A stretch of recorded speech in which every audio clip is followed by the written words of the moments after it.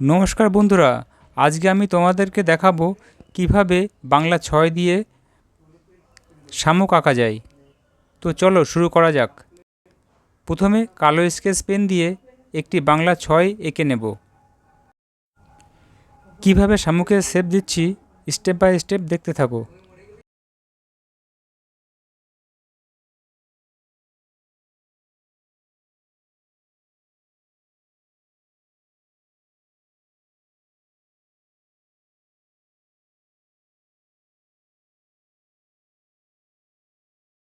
কেমন লাগলো বাংলা ৫ দিয়ে শামুক আঁকা?